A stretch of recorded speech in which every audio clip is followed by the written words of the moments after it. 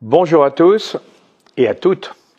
Aujourd'hui, je voudrais vous parler de quelque chose qui me paraît très important pour l'Europe et pour le monde, à savoir la réunion qui va avoir lieu le 10 janvier à Genève entre les Russes et les Américains, et qui sera suivie quelques jours plus tard, puisque tout le monde a été convoqué par une réunion de l'OTAN à la demande du président Biden, et dans lequel ils vont expliquer les discussions et peut-être l'accord auquel ils sont arrivés avec la Russie.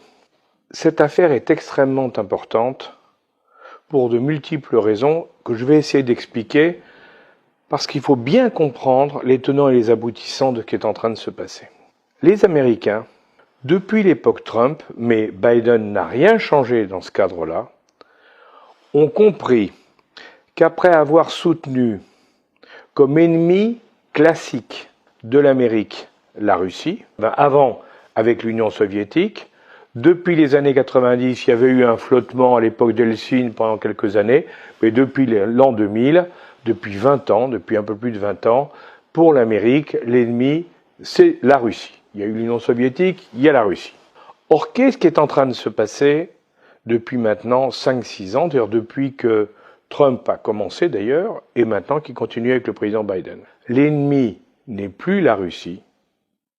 Pour les États-Unis, l'ennemi majeur, le danger réel pour l'Amérique, c'est la Chine. Et on l'a vu dans les dernières déclarations qui ont été faites, les Américains ont décidé de mettre le cap sur la Chine. Et alors là, quel est le problème ? Le problème, c'est que les Américains ne peuvent pas mener deux guerres de front, une contre les Chinois, dont je rappelle que le budget militaire est le tiers du budget militaire américain, et une contre les Russes, dont il faut quand même se souvenir que c'est un petit pays sur le plan militaire par rapport à la puissance américaine, puisque les Russes investissent en gros 10 fois moins que les Américains sur le budget militaire. Quoi qu'on nous en raconte au niveau de la propagande, parce que c'est de la propagande qui est faite du côté occidental contre l'ennemi russe. Les Russes, c'est 10 fois moins que les Américains. Donc évidemment, quand vous avez 10 fois moins d'investissement militaire, moi je peux déjà vous dire qu'il va gagner la guerre. C'est clair. Et les Américains le savent très bien. Mais il leur faut un ennemi, parce que traditionnellement, l'Amérique a besoin d'un ennemi pour vivre. Ça fait partie de leur système. Alors là, Biden, il sait qu'il ne peut pas faire deux guerres à la fois, une guerre en Europe et une guerre en Chine. Donc il faut qu'il fasse la paix en Europe, comme il a fallu qu'il prépare et qu'il fasse la paix au Moyen-Orient. Car c'est toute l'histoire actuelle. Ils sont sortis de l'Afghanistan, ils ont fait la paix, ils ont réglé l'Irak, avec les accords d'Abraham, ils ont réglé le problème des pays. Il n'y a plus que le problème iranien, mais ils vont le régler, vous verrez, avec des difficultés, mais ils vont trouver une solution qui passera peut-être d'ailleurs par l'Arabie Saoudite avant d'arriver chez eux, mais ils vont trouver une solution. Et sur l'Europe, il faut faire un accord avec les Russes pour éviter qu'il puisse y avoir un conflit de ce côté-là quand ils auront le conflit de l'autre côté. Ça tombe très bien pour les Russes, parce que les Russes, ils ont un problème énorme, un problème économique énorme. C'est qu'avec toutes les sanctions qui leur sont tombées dessus à cause de l'Ukraine, les Russes aujourd'hui sont en difficulté financière au point de vue du niveau de vie de leur pays qui n'a plus la croissance qu'il avait avant. Alors certes, la montée du prix du gaz et du pétrole ces derniers mois a amélioré la situation. Parce que je vous rappelle quand même que le pétrole a presque doublé en 2 ans, et ça a amélioré la situation. Donc les Russes sont mieux aujourd'hui sur le plan économique qu'il y a 2 ans.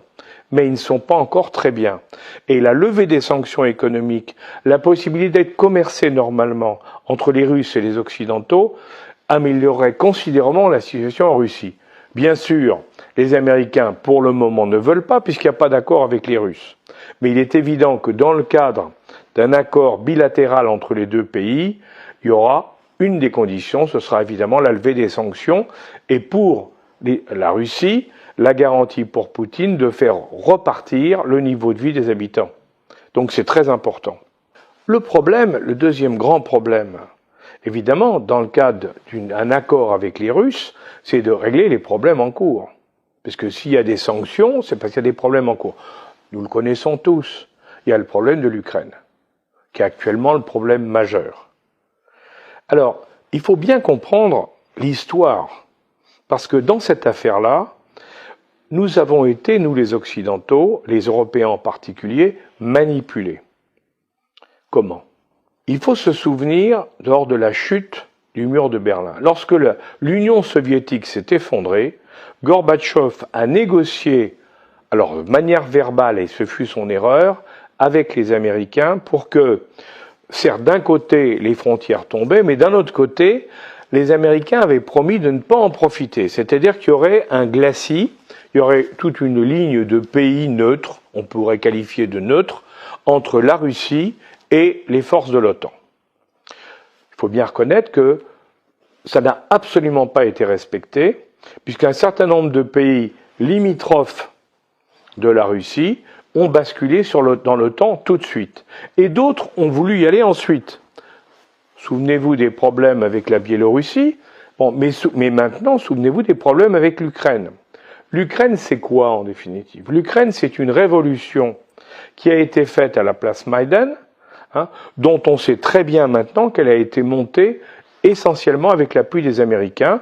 Il y en a une personne ne s'en cache pas, c'est la secrétaire d'État chargée des affaires étrangères, donc, du département d'État américain actuel, la secrétaire générale adjointe, la secrétaire adjointe d'État, qui a été, avec le président Biden d'ailleurs lui aussi, qui a été mêlé à toute cette affaire, qui a contribué à renverser le système en place, le président qui était régulièrement élu, pour le remplacer par quelqu'un qui était plus proche des Occidentaux et donc déstabiliser l'Ukraine. Face à cette situation, Poutine a réagi de deux manières. La première, ça a été la Crimée. Il ne pouvait pas laisser sa plus grande base militaire navale, qui donne en plus la possibilité pour eux d'aller vers la Méditerranée, il ne pouvait pas laisser cette base tomber entre les mains des Américains. Donc, la Crimée, qui est considérée par la Russie depuis toujours, depuis la Grande Catherine, depuis la bataille contre les Turcs, quand elle a été reprise aux Turcs, cette Crimée, par les troupes de la Grande Catherine, l'impératrice russe de l'époque. Donc, depuis cette époque-là, la Crimée est considérée comme russe. Donc, ils l'ont repris et ça leur a permis, bien sûr, de garder leur base navale. Et d'un autre côté, il y a eu toute la partie pro-russe de l'Ukraine, la partie du Donbass, qui s'est soulevée contre le pouvoir central, qui était considéré comme pro-occidental. Ceux qui connaissent l'histoire savent que pendant la guerre, la Deuxième Guerre mondiale, c'est aussi ce qui s'était passé. Les gens de cette zone qu'on appelle le Donbass maintenant ont formé des troupes de partisans pro-soviétiques qui sont battus contre l'envahisseur allemand, alors que la partie sud de l'Ukraine, ils ont basculé du côté nazi, il ne faut pas l'oublier, et ils ont formé une partie des divisions allemandes. Les Russes ont réagi, évidemment, face à cette, qu'ils ont considéré comme une agression, et les Occidentaux ont réagi de leur côté, d'une part, bien sûr, en aidant le gouvernement central ukrainien, mais aussi en faisant des sanctions contre les Russes, ce qui les a mis en difficulté, comme je disais tout à l'heure. Donc, aujourd'hui, il est évident que si on veut créer les conditions d'une paix armée, parce que nous ne l'aurons pas, l'un comme l'autre ne s'aiment pas, les Russes et les Américains ne s'aiment pas, et ils ne s'aimeront toujours pas dans 10 ans, faut pas se leurrer. C'est une paix armée. Dans cette paix armée, il faut régler le problème de l'Ukraine. Et c'est là où c'est très intéressant de voir la déclaration qui a été faite par Poutine de tout ce qu'il demande, où il revient à Gorbatchev et au glacis le long de la frontière russe, mais aussi sur le problème de l'Ukraine proprement dit, mais où il affirme donc, il demande un certain nombre de choses. Il est évident que les Américains ne vont pas accéder à tout, loin de là.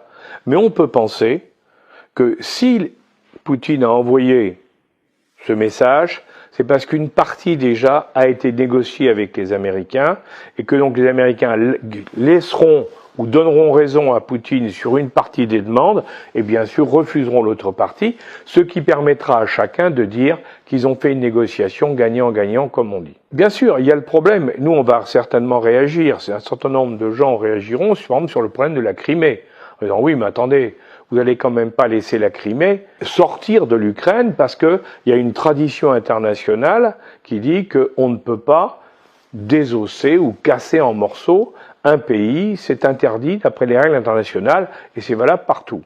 Oui, mais les premiers qui ont fait ça en Europe, c'est l'OTAN, dans les Balkans. Je vous rappelle qu'on a créé un État de toutes pièces qui s'appelle le Kosovo en prenant un morceau de la Serbie. Donc les premiers qui ont fait ça, c'est nous.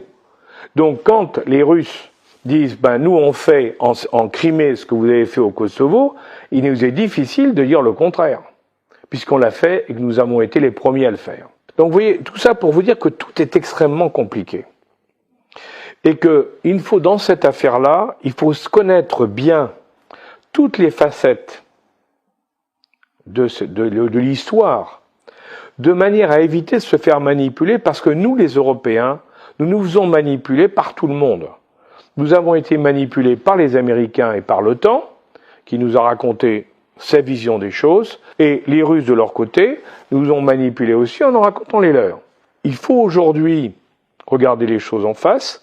Nous sommes face à une négociation bilatérale, et je dis bien bilatérale parce que, par exemple, M. Le Drian, le ministre français des Affaires étrangères, a dit « mais on voudrait faire partie de la négociation ». Et la réponse a été non. C'est d'une bilatérale entre les Russes et les Américains, c'est-à-dire les grandes puissances discutent entre elles et se mettent d'accord. Et nous, on va avoir qu'à suivre. Certes, on aura bien quelques compensations au niveau de l'OTAN, aux uns ou aux autres, mais ne rêvons pas. La négociation actuelle se fait entre les Russes et les Américains, et le but, il est très clair, sortir du risque de guerre en Europe pour les Américains, de manière à pouvoir concentrer leurs troupes et leurs moyens sur la Chine. Et j'ajouterais qu'en ce qui concerne l'OTAN, nous avons une réunion qui doit avoir lieu au printemps. Non pas celle qui va avoir lieu maintenant pour nous informer de ce qui s'est passé dans la négociation russo-américaine, mais il y en a une au printemps pour voir comment l'OTAN pourrait changer de stratégie. Et alors que l'OTAN, c'est l'organisation du traité de l'Atlantique Nord qui concerne l'Europe, eh bien, comment on pourrait aller aider les Américains dans le combat contre la Chine, c'est-à-dire donc faire sortir l'OTAN de l'Europe pour aller en Asie. Donc vous voyez qu'on est à un changement complet de tout, un changement énorme et très important au niveau géopolitique, au niveau stratégique, au niveau militaire, et c'est pour ça qu'il faut être très sensible à ce qui va se passer, et en espérant qu'il n'y aura pas quelques trublions qui essaieront de déstabiliser un processus qui pourrait être un vrai processus de paix pour l'Europe. Voilà, merci à vous.